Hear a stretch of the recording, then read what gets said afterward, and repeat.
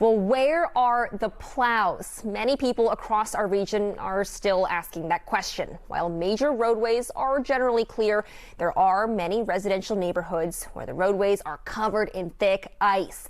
News 4's Megan McGrath joins us live in the Sherwood Forest neighborhood in Upper Marlboro. Hi, Megan. People there say they are still having trouble getting out of their homes. What's the latest? Oh, absolutely. A lot of folks unable to get out of their homes, out of their driveways. And take a look at the conditions. You could understand why here. Look at this street.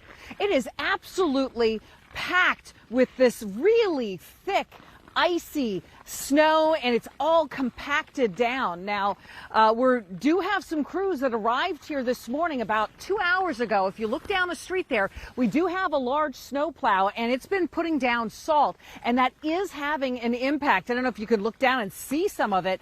As the sun comes out and starts to heat it up a little bit, what was just compacted ice is now turning a little more slushy, so that's a good thing. Then they're going to use those plows. They're actually going to put the plows down, and they're going to start to move this stuff out of here. But as the crews were treating the major highways, which of course was their priority, it was the neighborhood streets that weren't getting a whole lot of love. And so when the temperatures dropped, that's when everything turned to ice. Just look at this yard right here, it glistening in the sun. That's a coating of ice. And so folks here, they feel a little trapped. A lot of them haven't left their house since the storm hit, including Wayne Shaw. His driveway is just a sheet of ice. He is happy to see those guys over there, hoping that he's going to be able to get out and about soon. It is a tundra, basically. It's frozen ice. How do it's slippery, it's dangerous. I'm in pretty good shape for a man my age, but if I took a fall out here, I might have trouble getting up. Now, Prince George's County is pretty much done treating the major highways. They're in good shape. And so they are shifting some of those resources to the neighborhood streets. But as you can see, many of them are still ice rinks. Lots of packed ice and frozen slush. So they are bringing in some heavy equipment to break up that ice. They're also going to be using special salt that works even when the temperature goes below 20 degrees.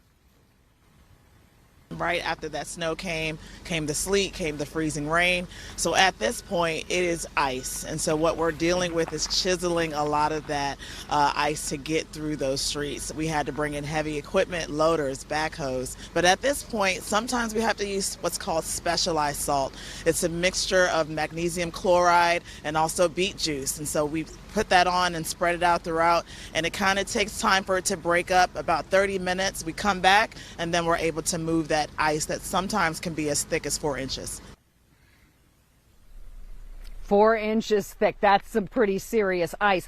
Now, looking down live here, you can see that the salt has been laid on top of this roadway here. We're above 20 degrees. We're at 21, 22 degrees here right now. So they're using regular salt here, and it is working. It's starting to break it up, turning it more into slush than ice. But when the temperatures go down tonight and in the coming days, that's when they're going to pull out that beet juice and that specialty ice, as they call it. Now, folks can do their part to help, too, because they're not psychic. They don't know which roads are in bad shape. So if you are one of those neighborhoods that's still socked in, you can call and actually report that. You can go, just dial 311, report it, or you can go to pgc311.com and report your neighborhood streets. You can also include some photos to kind of give the crews an idea of how bad the conditions are, and that will help them kind of prioritize where they need to go. But the hope here is that we're going to see more and more crews like that in the neighborhoods. Back to you. Yes, so many people impacted by this. Megan McGrath, live for us. Thank you so much, Megan.